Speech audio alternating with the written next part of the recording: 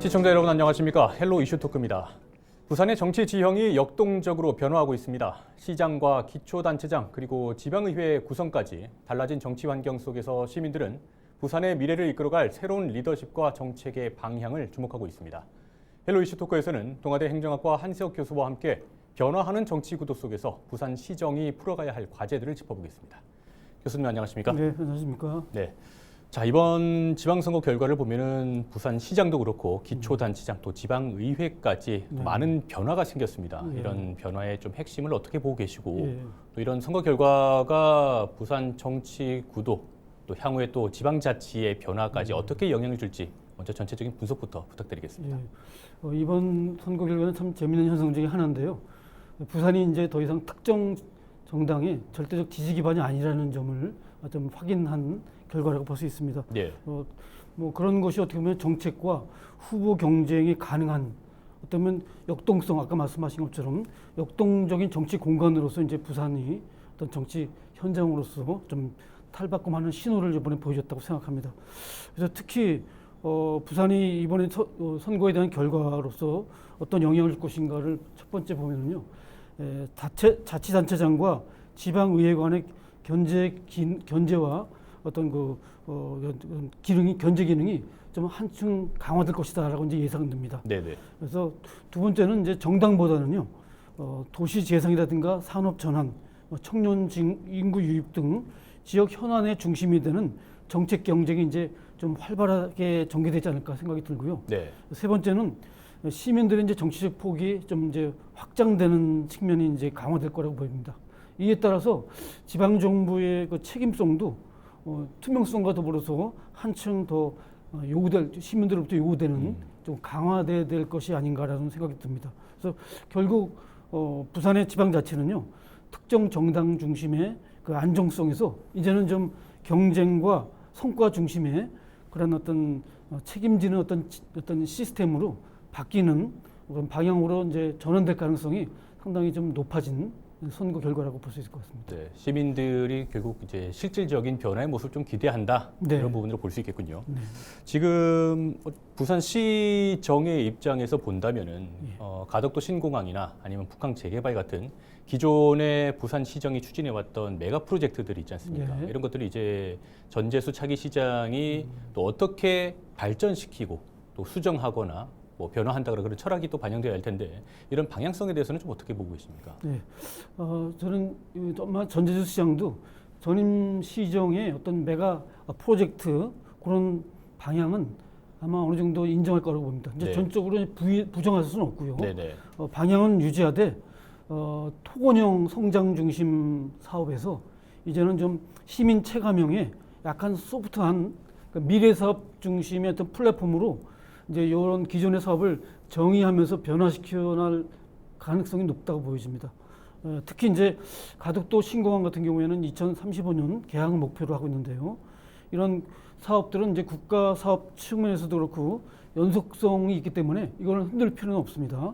뭐 이 외에도 물류라든가 항공 정비라든가 해양 금융, 네. 관광, 마이스 이런 굵직한 산업들은요. 부산이 앞으로 이제 가덕도 신공항 개항과 더불어서 관문공항으로서 아주 중요한 프로젝트들이거든요. 그래서 이런 것들은 유지하되 방향은 바꾸는 방향, 아까 말씀드린 것처럼 시민 체감형으로 소프트한 미래형 플랫폼으로 기존 산업들 그리고 앞으로 어떤 방향들을 그런 방향으로 전환될 필요가 있지 않나 생각이 듭니다. 그래서 특히 부산 같은 경우에는 이제 부동산 개발 중심에서 좀 벗어나서요. 네. 원도심 재생이라든가 청년 일자리, 문화 관광이라든가 해양 비즈니스 이런 것들 어떻게 보면 소프트한 영역이라고 볼 수 있거든요. 이런 것들을 시민이 체감할 수 있는 방향으로 이제 정책을 이제 바꿔나갈 필요가 있을 것 같고요. 특히 시민이 체감할 수 있는 그런 부분으로 이제 정책을 좀 변화시킬 부분이 있는 것 같은데요. 일종의 부산을 개방형 수변 도시로 이제 바꿔나가는 그거는 시민이 생활 속에서 체감할 수 있는 부분에서 그거는 아무래도 기존의 어떤 그 토건형 아까 말씀드린 것처럼 성장 중심으로서 변화하는 것을 시민들이 체감할 수 있는 부분이라고 생각합니다. 그래서 핵심적으로 말씀드리면은 기존의 시정을 개성은 하되 방향은 전환하는 방향으로 전하는 것으로 그러니까 시정의 속도는 유지하는 것이 필요할 것 같고요. 네네. 그리고 성과의 기준을 뭐 기존의 어떤 이컨대 공사 규모 이런 것이 아니라 부산 경제 회복이나 시민의 삶의 질 회복 이런 쪽으로 이제 전환시키는 것이 필요하지 않나 생각이 듭니다. 그리고 그런 방향으로 아마 흘러갈 거라고 예상됩니다. 그 좀 연장선에서 부산이 지금 2030 엑스포 유치 실패 이후에 네. 좀 뭔가 좀 성장의 발전의 그런 동력이 많이 떨어졌다 이런 지적들을 그동안 많이 했었는데요. 지금 뭐 전재수 시장도 어쨌든 이제 본격적인 임기를 시작하면은 지역 산업 구조 개편이라든가 이런 새로운 성장 동력을 발굴하는 데 좀 많이 시정을 집중해야 되지 않겠습니까? 그렇죠. 예. 가장 좀 시급한 예. 그런 분야, 투자가 좀 많이 시급한 분야 어떤 쪽이 있다고 좀 생각하실까요? 무엇보다도 산업 경제 분야입니다. 예. 시민들의 삶의 질과 직결되는 부분이라서요. 그래서 이 전재수 시장이 앞으로 이제 좀 역점적으로 제시할 부분이 미래의 성장 동력을 어떻게 확보할 것인가가 상당히 중요하다고 보거든요. 그래서 공약에서도 이제 일부분 제시됐는데요. 몇 가지를 말씀드리면은 첫 번째, 그러니까 인공지능 기반의 해양 물류 산업을 좀 활성화시키는 것이 필요하고요. 네. 일종의 인공지능은 현재 하나의 시대적인 추세고 거역할 수 없는 더군다나 국정 아젠다로 설정되어 있는 과제라서 지방 정부로서 거기에 코드를 맞출 필요가 있다고 보여집니다. 그래서 그런 측면에서 AI 기반 물류 해양 산업을 최우선 전략 산업으로 육성할 필요가 있다고 봅니다. 특히 이거는요 부산만이 갖고 있는 어떤 차별화된 특성화된 경쟁력하고 밀접한 부분이 있거든요. 네네. 그래서 AI 물류를 최적화한다든가 자율 운항 선박이라든가 이런 단순 물동량 중심의 성장의 한계이기 때문에 스마트 항만이라든가 해양 물류 산업과 관련된 어떤 데이터 플랫폼 그리고 디지털 트윈 이런 것들이 상당히 고부가치 산업으로 발전시킬 수 있는 영역입니다. 그래서 네네. 그런 부분을 역점 둘 필요가 있고요. 또한 이제 부산이 금융 중심 지역으로 이제 선정돼 가지고 추진돼 왔는데 좀 그다음 성과도 있었지만은 이걸 좀 더 드라이브로 갈 필요가 있을 것 같아요. 그래서 디지털 금융이나 해양 금융에 관련된 특화 도시로 좀 역점을 좀 둘 필요가 있다는 생각이 들고요. 그래야지만이 부산이 아시아에서의 어떤 허브, 해양 금융의 허브로 도약할 수 있다고 보여집니다. 그리고 세 번째는 부산이 이제 고령화 도시로 이제 가고 있지 않습니까? 네네. 그래서 이런 바이오 쪽도 상당히 중요한 산업 섹터입니다.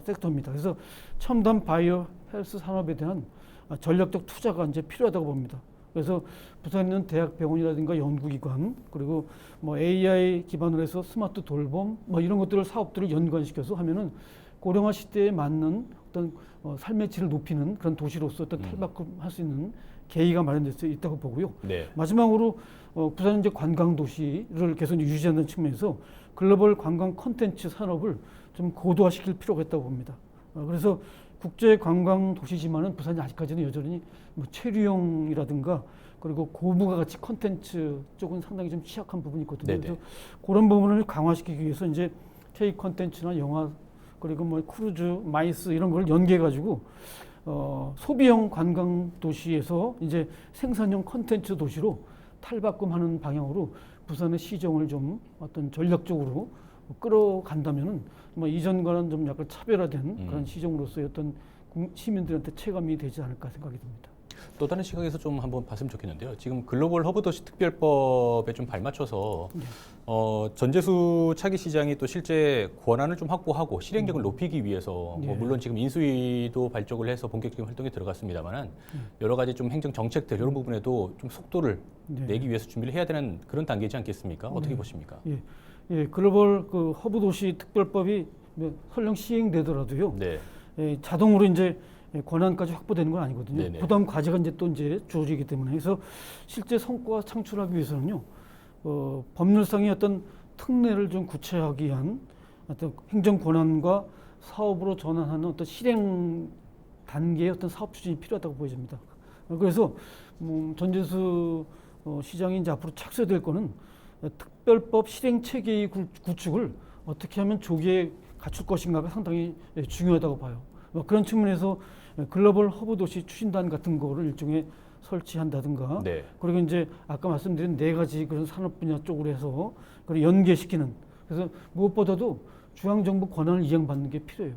근데 저는 이전보다는 전재수 시장이 유리한 조건이 있거든요. 네. 중앙정부와 관계에 있어서요. 그래서 그런 부분들을 어떻게 보면 권한을 잘 어떻게 확보할 수 있는 측면은 상당히 유리하다고 봅니다. 근데 더 중요한 건 뭐냐? 권한 확보와 더불어서 어떻게 하면 그 권한을 최대한 활용할 것인가. 그러니까 이게 성과로 연계될이야만이 이 가시적 성과가 시민이 체감할 수 있다고 보거든요. 네. 그래서 이런 권한과 더불어서 이제 권한 활용을 상당히 좀 중시할 필요가 있고요. 이제 또한 이제 투자 유치 기능도 대폭 좀 강화할 필요가 있습니다. 이에 아울러서 저는 행정 자체도요, 이제는 데이터 기반 행정으로 이 전재수 시정이 좀 바뀔 필요가 있다고 봅니다. 그래서 부산에서 시시각각으로 돌아가는 그런 현상들을 실시간으로 데이터를 통해서 파악할 수 있고요. 네. 그런 파악된 것을 통해서 실제로 이제 정책의 실행 단계에서 교정이라든가 피드백이라든가 이런 것들이 가능할 수 있는 구조가 일종의 도시형 행정 대시보드를 만들어서 그걸 운영하는 것이 행정 운영상의 정책 결정자들한테 상당히 도움이 될 거라고 보여집니다. 그래서 그런 어떤 관리 체계도 함께 갖춰 나가는 것이 어떻게 보면 글로벌 허브 도시로 어떤 위상을 좀 자리 잡아가는데 어떤 그 실행적인 측면에서 필요한 부분이 아닌가 생각을 해볼 수 있을 것 같습니다. 지금 그 해양 수도 부산을 완성하기 위한 정부 차원의 또 그런 지원이나 정책들도 있을 것이고 부산시도 상당히 의욕을 갖고 그동안 이런 뭐 법제화라든가 여러 가지를 좀 추진해 왔는데요. 네. 전재수 차기 시장도 이런 정책의 연속성은 또 그대로 가져가면서 결국에는 이런 것들이 부산 시민들 말씀하셨던 것처럼 부산 시민들이 또 실제로 체감할 수 있는 네. 그런 변화가 필요하지 않겠습니까? 그렇죠. 어떤 부분에 좀 더 무게추를 두고 정책을 네. 추진해야 된다고 보실까요? 네. 그래서 저는 이제 커다란 목표는 지금까지 추진했듯이 해양 수도 부산을 이제 완성도를 높이기 위해서는 현재 필요한 것은 이제 전재수 시장에서 평가하는 새로운 사업을 하는 것보다는요. 네.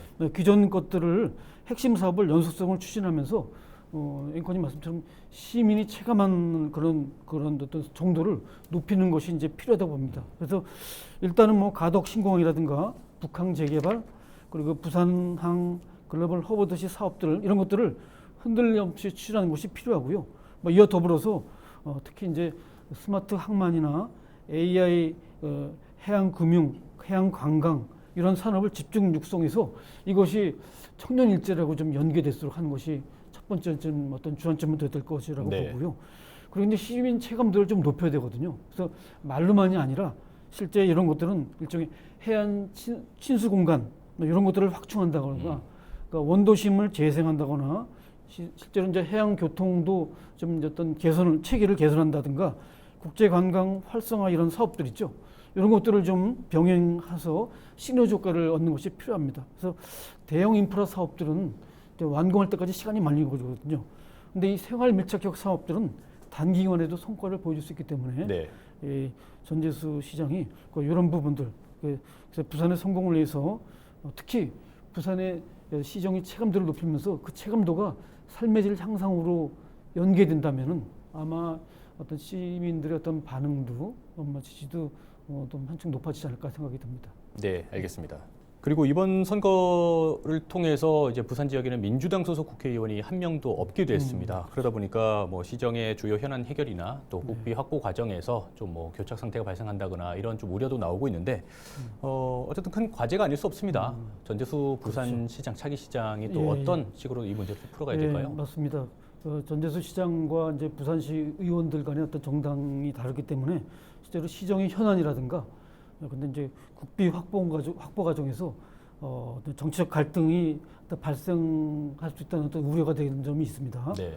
그래서 하지만 근데 지방 행정의 이제 성패는요 정당 경쟁이 아니라고 볼 수 있을 것 같고요. 지역 발전의 성과에 달려 있다고 저는 판단됩니다. 그래서 무엇보다 중요한 거는 기존에 취재했던 사업들이 어떤 성과를 내기 위해서 이런 것들은 사실 특정 정당의 과제가 아니라 네. 부산시 전체의 어떤 미래에 걸린 공동체의 과제라는 그런 점에서 그런 어떤 시장뿐만 아니라 지역 국회의원의 인식도 필요하다고 보여집니다. 그래서 일단은 시장 주도의 어떤 초당적인 협력 체제가 이제 필요할 것 같습니다. 네네. 그래서 여기서 여야 특히 이제 야당 국회의원이죠. 국힘당 국회의원들이 이제 주고가 되니까 정책 협의를 하고요.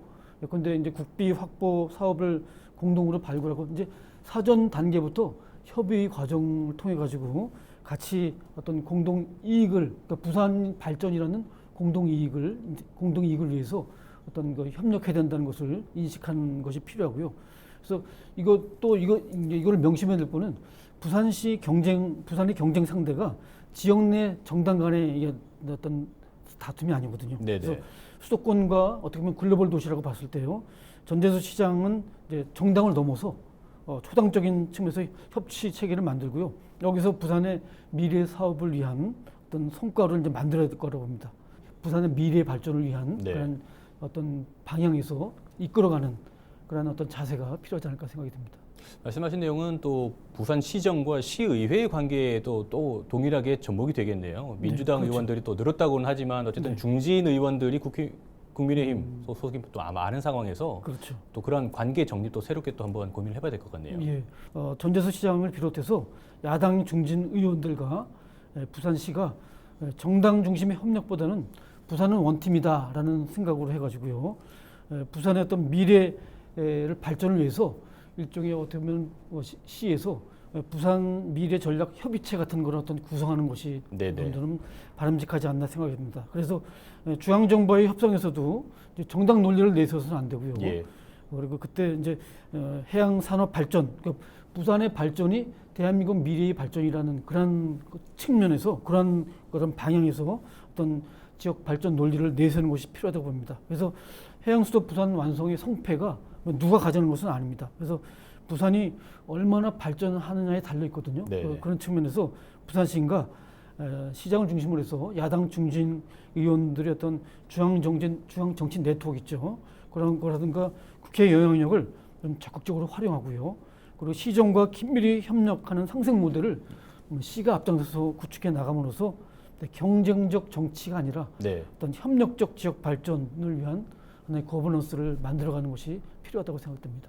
그러면은 이 질문 한번 좀 추가로 드려보겠습니다. 시의회 쪽으로 포커스를 두고 본다면은 어쨌든 의회 내에서는 민주당 의원이 기존에 2명에서 이번에 네. 이제 선거 통해서 11명으로 늘게 됐는데 예. 어쨌든 다수당 독점 구조는 일정 부분 해소는 됐습니다. 이런 좀 변화에 대해서는 어떻게 보실까요? 예, 다수당 독점 구조가 이제 해소됐기 때문에 어떤 민주주의 측면에서는 어떤 보면 긍정적인 측면이 있습니다. 그래서 이런 다양한 의견 결정 과정에서 이제 합의와 설득 이런 것들이 바탕이 돼서 이제 또 경쟁보다는 정치적인 어떤 이념보다는 부산 지역 발전이라는 공동 목표하에 협치 그리고 정책 경쟁을 통해서 시민에게 실질적인 성과를 보여주는 것이 네. 어떤 성숙한 어떤 지방 정치 모습이 되지 않을까 그런 것이 부산 시민들의 어떤 바람에서 이번에 어떤 선거 결과가 나타나지 않나 생각이 듭니다.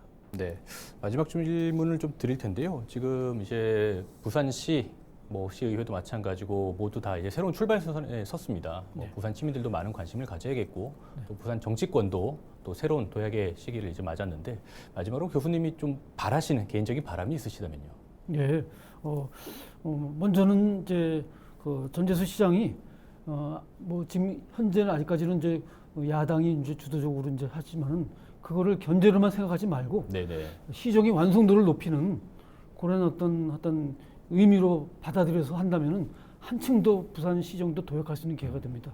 그런 측면에서 또한 이 시와 이제 야당 시의회 간의 협력을 통해서 좀 제발 부산이 이제 떠나는 도시가 아니라 네네. 부산에 이제 사람이 모이는 도시, 특히 청년들을 생각하면 좀 마음이 안타까운 측면이 있어서 청년들의 일자리 문제를 해결하는데 시와 의회가 좀 머리 싸매고 끝장 토론다고 좀 밤샘 토론했으면 좋겠습니다. 네. 창의성도 좀 발휘하고 그런 측면에서 그래서 그런 방향에서 지금의 중요한 전환점에 있는 부산시가 앞으로 어떻게 도약할 수 있는가는 이번에 시민들이 투표를 통해서 교훈을 줬으니까 시장과 국회의원들, 시의회, 자치단체장들이 서로 아주 지혜롭게 협력하는 그러한 어떤 계기를 마련하는 것이 부산을 위해서 필요하다는 생각이 듭니다. 네, 부산의 시정과 또 행정과 정치권이 그런 역동적인 모습 예, 기대를 해봐야 되겠습니다. 그렇죠. 예, 오늘 말씀 여기까지 듣겠습니다. 고맙습니다. 네. 네, 선거라는 뜨거운 과정을 지나서 이제는 본격적인 변화의 시간입니다. 소모적인 논쟁을 넘어서 민생 중심의 행정으로 시민의 삶을 위한 실질적인 해법을 찾는 것이 그 무엇보다 중요한 과제가 아닐까 싶습니다. 헬로 이슈토크 여기서 마칩니다. 시청해주신 여러분 고맙습니다. 있습니다.